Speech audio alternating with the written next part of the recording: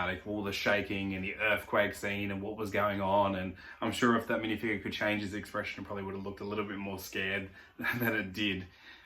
But what's actually going on is not as dramatic or as chaotic or as crazy as what that kind of felt like it was.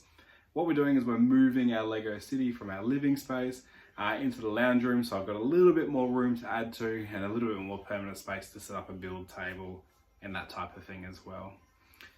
Not a huge distance. We're probably moving at maybe 20 odd meters from the back of the house to the front.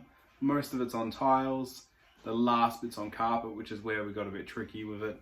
And I think if anyone was to move a city like this, it's a fairly large shelving unit. It's about 2 meters long, about 600 deep. So it's a big shelving unit.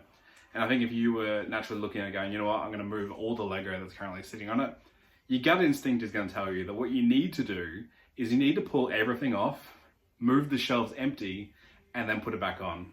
But as you can start to see up here, that's not my approach.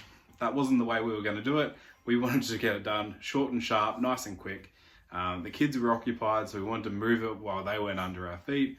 And the idea of it taking ages to pull it all down and move it, it just wasn't appealing to me at all. So my plan, let's just drag it really slowly. And as you can see in the video up here, it worked pretty well, right? Like it's pretty quickly moving, it's sliding along the tiles, no problem at all.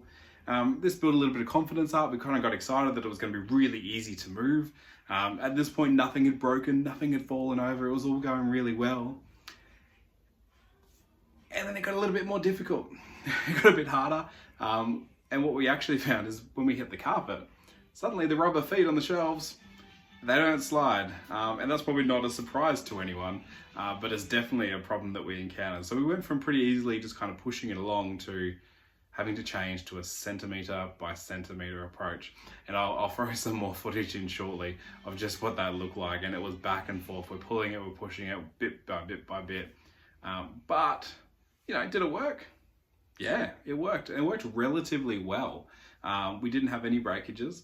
Nothing fell off the shelves. Obviously the cars and things rolled around a bit and kind of bumped into each other. Some of the minifigs fell over. But ultimately nothing broke. Nothing hit the ground, nothing smashed, which was my biggest fear. Like we pulled down the Hogwarts castle on the Tanda floor and that type of thing. So we're removing as much of the risk on the bigger sets as possible because, can you imagine one of them hitting the ground just shattering the time it would take to put that back together? I don't know if I'd have that in me to put that back together. So yeah, really, really great how it all turned out. And it moved pretty easily. And you can see even on the carpeted footage up here now, still only took us about 5 minutes to get from the entrance to the lounge room to where it is now. So it wasn't incredibly difficult. It wasn't that hard. But would I do it again? Yes. Would I recommend somebody else to do it? Probably not. It could have gone very bad very quickly. So we're kind of fortunate that it turned out how it did. So that's the plan. But why? Like, why are we making this move? And probably for the same reason that everyone moves their Lego cities around. It's because I've found a space that I can expand and go a little bit bigger. So the wall that is behind me now, I won't show you because there's too much junk over that side, but it's twice the width, which means I can get a second shelving unit to build up on the other side. We've also got some downlights directly above it instead of hidden behind it, so it increases the lighting. So hopefully the city's going to look a bit better, it's going to flow a bit better, it's going to be a little bit bigger. It's also going to give me the option to bring some of my parts pieces and sealed sets and things into the room as well. Currently they're all stored elsewhere in our garage. So yeah, the ability to bring all my Legos together in one place was really appealing, and that kind of brought it to that as well. So yeah, it's really exciting for what the future could hold for this. I'm looking forward to where it might land or what it might do for us. And I'm pretty stoked that we actually made it without causing too many dramas or too many issues as we went along with it. Here it is, Brick Lake City as it now stands in its new home. So you got the downtown diner, the brick bank, you can see the pet shop and the bookstore in there and the hotel. Right down the end is a jazz club, but you probably shouldn't pay too much attention to that one just yet because there's going to be another video on that one. And of course the police station is in there as well. So it's all starting to really come together. And as we just, it'll be a bit wobbly, but just as we walk down a bit, you can see in the streets as well, we've got, well, the kids have got some creations in there. If we just kind of come down this way, you got the Incredibles.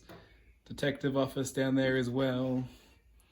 Moving along, we got the corner garage. Don't know if there's any Monkey Kid fans around, but there's the Pixie car as well. What do we got down there? The Parisian restaurant. Police station. Just sneaking over the back there is the Avengers Tower. And then you got, of course, from last video, 123 Sesame Street just sitting there. And the most wonderful, incredible looking Hooper's store.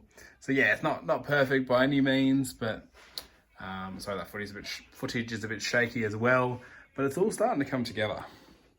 It's not a quick process to build a Lego city.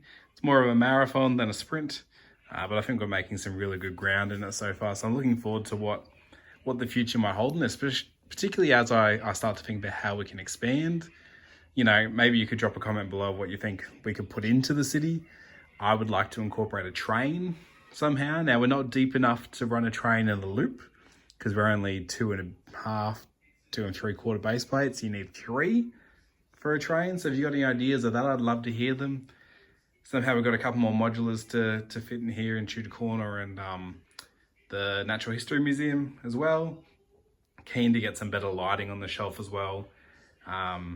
And yeah, build all my bricks and parts and stuff in there as well. So there should be a lot coming over the coming months as changes come to the Brick Lake City.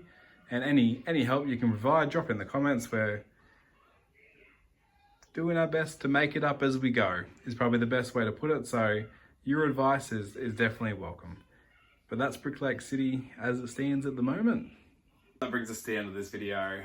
So thank you for watching. I'm especially grateful if you have made it this far. And if you're liking the content and you want to see more about how this city grows and maybe some ideas of what you can do in your own city, don't forget to subscribe. But what I'd love to know is, have you moved your Lego city? Was it easy? Was it difficult? Let me know in the comments below. Any hints and tips? I move furniture around all the time. This may not be the final resting place. So any tips you can give me for next time, greatly appreciated. But until then, we'll see you next time and check out one of these.